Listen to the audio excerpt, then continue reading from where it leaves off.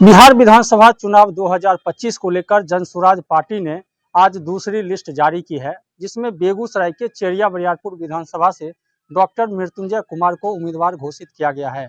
अभी हमारे साथ उम्मीदवार डॉक्टर मृत्युंजय कुमार हैं, उनसे जानेंगे। सबसे पहले आपको बधाई, आपको जनसुराज ने उम्मीदवार बनाया है चेरिया बरियारपुर विधानसभा से। धन्यवाद आपका और जितने भी श्रोता सुन रहे हैं उन सभी को मेरा प्रणाम। मैं डॉक्टर मृत्युंजय और ये आभार व्यक्त करता हूं कि जनस्वराज का कि जिन्होंने मुझ पे विश्वास जताया और मुझे समाज के लिए कुछ करने का मौका दिया है। आप डॉक्टरी पेशा से थे, अचानक राजनीति में आना हुआ, क्या देखिए, उद्देश्य है? डॉक्टरी पेशा से राजनीति में आना मेरा पहले से सोचना था। मैं हमेशा से समाज सेवा के लिए सोचता रहा हूँ। लेकिन अगर आप एक चिकित्सक रहते हैं तो चिकित्सा का दायरा एक सीमित है। लेकिन अगर आप जब राजनीति में जाते हैं और जहाँ पर कि ईमानदार और पारदर्शी नेतृत्व देने में अगर आप सफल हो पाते हैं, तो समाज को चिकित्सा के अलावा और भी चीज़ों की ज़रूरत होती है। तो इतनी गरीबी और इतना पलायन, इतनी अशिक्षा से आप देखिएगा कि रोज़गार की व्यवस्था नहीं, इतनी सारी समस्याओं को दूर करने के लिए सिर्फ़ चिकित्सक बन के नहीं किया जा सकता है, उसके लिए चिकित्सा से थोड़ा बाहर निकलना ज़रूरी होगा। आप जनसुरा से जुड़ने के बाद लगातार आपको देख रहे चेरिया बरियारपुर विधानसभा में दौरा कर रहे थे नीचे, किस तरह की समस्याएं आप वहाँ पे देखे हैं? देखिए, मैंने देखा है कि अभी तो आज के समय में लगभग सभी लोगों को रोटी, कपड़ा और मकान मिल तो रहा है। लेकिन उसके बाद जो जीवन के स्तर को उठाने के लिए सबसे ज़्यादा ज़रूरी चीज़ें हैं शिक्षा, स्वास्थ्य। आप देखिएगा कि वो बिल्कुल चरमरा-सा गया है। हमारे तरफ देखिएगा कि एक यूनिवर्सिटी नहीं है। एक इन मतलब यूनिवर्सिटी नहीं है वो तो बड़ी बात हो गई। कॉलेज की जो संख्या है मात्र एक जगह है। और इतनी 2.5 लाख 3 लाख आबादी में अगर एक कॉलेज है, एक डिग्री कॉलेज है, तो मुझे लगता है कि शिक्षा का स्तर इसी से पता चलता है कि क्या है नहीं है। 12वीं क्लास के बच्चों के साथ मैंने वहाँ पे जाके बात की तो पता चला कि उनके लिए लैबोरेटरी नहीं है, प्रयोगशाला नहीं है। जिससे कि उनका वो शिक्षा का लेवल कभी नहीं हो सकता है, जिससे कि वो बाहर के लोगों के साथ अपने कॉम्पिटिशन में खड़े रह सके। तो इन सारी चीज़ों पे काम करना ज़रूरी है। मैं अपने चेरिया बरियारपुर निवासी को हर एक बार बोला हूँ, मंझौल में इतने बड़े अस्पताल तो बन गए लेकिन एक सीटी स्कैन नहीं है, अल्ट्रासाउंड की व्यवस्था नहीं है।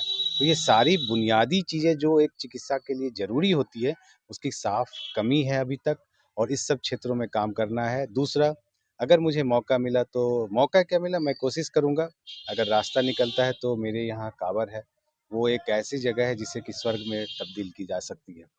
लेकिन वहाँ के लोगों से मिल-जुल कर बात करते हुए उसे मैं एक ऐसा रूप देना चाहूँगा कि जो रोज़गार का एक गढ़ बने। कांवर झील एशिया का सबसे बड़ा झील कहा जाता है, किसानों की बड़ी समस्या और सालों साल हर चुनाव में ये मुद्दा बनता है, इसको किस रूप में हैंडल करेंगे? आज तक मुद्दा नहीं बना है। दिक्कत ये है कि मुद्दा नहीं बना है, ना ने किसी ने इन्हें हल करने की कोशिश की है।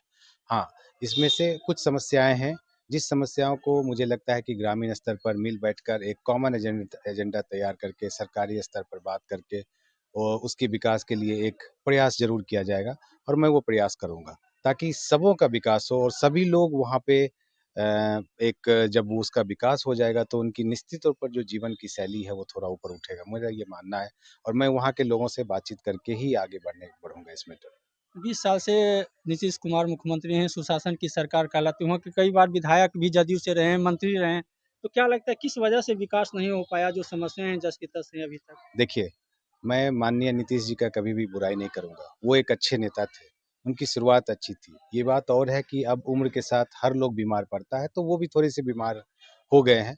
तो ये उम्र का दोष है, ना कि माननीय हमारे मुख्यमंत्री जी का दोष है। मैं उनका एक प्रशंसक हूँ और प्रशंसक रहूँगा और रही बात कि हमारे पूर्व में जो काम करने वाले नेता थे, निश्चित तौर पर चिड़िया बरियारपुर एक उपेक्षित क्षेत्र रहा है। वहाँ की जनता काफ़ी उपेक्षित रही है और वहाँ पे करने को बहुत कुछ है और जिसे कि नहीं किया गया है और मुझे लगता है कि मुझे मौका मिलता है, अगर वहाँ की जनता मुझे मौका देती है तो मैं उस क्षेत्र में काम करने का ज़रूर कोशिश करूँगा। जदयू के भी विधायक रहे, अभी वर्तमान में राजद के विधायक हैं। जी बिल्कुल, वहाँ के लोगों ने इतने सारे विधायकों को देखे हैं, इतने जो पूर्व में जो भी पार्टी थे, लेकिन उनके काम उनके अनुरूप शायद नहीं रहा है और ना ही किसी ने काँवड़ के मुद्दे को ज़ोर-शोर से उठाने की कोशिश भी की है। ना किसी ने शिक्षा को लेके बात करने की कोशिश की है, ना वहाँ पे स्वास्थ्य के लिए कोई बात करने को तैयार है। तो ये सारी तो अव्यवस्थाएँ हैं वहाँ पर। तो हमें जो लगता है कि एक ईमानदार और जनप्रतिनिधि होने के नाते ये आपका कर्तव्य बनता है कि आप अपनी जनता को अच्छी शिक्षा का व्यवस्था मुहैया कराए, स्वास्थ्य की अच्छी व्यवस्था हो। इसके लिए आपको लड़ाई लड़नी होगी, चाहे सरकार से लड़नी हो, चाहे वहाँ के लोकल स्तर पे लड़नी हो, ताकि जो गरीब लोग हैं, मैंने देखा है कि गरीबी इस कदर है कि लोग समुचित इलाज के बिना लोगों की जान चली जाती है। तो इसके लिए लड़ाई लड़नी ज़रूरी है।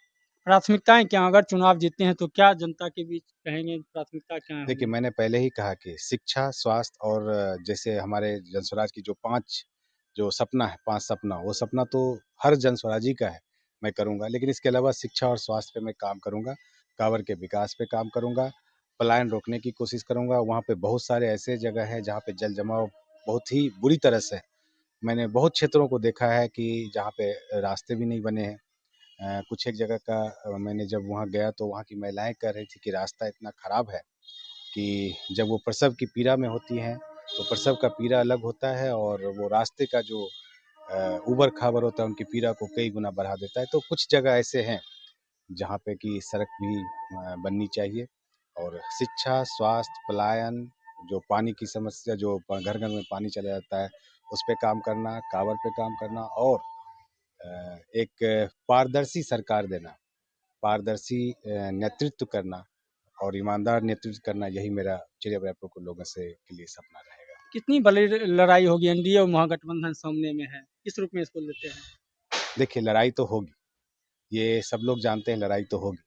लेकिन मुझे लगता है कि जनता का विश्वास अब जो जनस्वराज जो उनको एक सपना दिखा रही है कि एक सच्चे, ईमानदार और एक पढ़े-लिखे व्यक्ति का, क्योंकि जो पढ़े-लिखे होते हैं वो लोग अगर नेतृत्व करते हैं जो तो वो समाज को एक रास्ता दिखा सकते हैं। क्योंकि पढ़ने का मतलब सामाजिक क्षमता का विकास करना होता है। तो अगर आप मानसिक रूप से अगर आप विकसित हैं जो पढ़ाई के द्वारा होता है, तो निश्चित तौर पर आप समाज को एक रास्ता दिखा सकते हैं। और राजनीति के द्वारा अगर चाहे तो आप एक अच्छे समाज भी बना सकते हैं। तो इसीलिए अच्छे और पढ़े लिखे लोगों का जो जनस्वराज को जो लाने का जो प्रयास है, वो मुझे लगता है कि ये बिहार वासियों के लिए मुझे लगता है अच्छी शुरुआत है और ये परिवर्तन का जो एक माहौल है, मुझे लगता है कि हर लोगों को स्वीकार करना चाहिए। तो निश्चित रूप से डॉक्टर मृत्युंजय कुमार ने कहा कि उनकी प्राथमिकताएं तय हैं। खासकर चिड़िया बरियारपुर विधानसभा में कांवड़ झील एक बड़ा मुद्दा रहता है, किसानों की बड़ी समस्या है, उसको लेकर वह चुनावी मैदान में जाएंगे और जो जनसुराज पार्टी का मैनिफेस्टो है उसको वह लागू करवाने का प्रयास करेंगे अगर चुनाव जीतते हैं। तो खासकर शिक्षा, स्वास्थ्य और बेरोजगारी का जो मुद्दा प्रशांत किशोर लेकर चल रहे हैं, उसके समर्थन में चिड़िया बरियारपुर के मतदाता इनका साथ देंगे और यह चुनाव जीतकर उन समस्याओं को दूर करने का प्रयास करेंगे।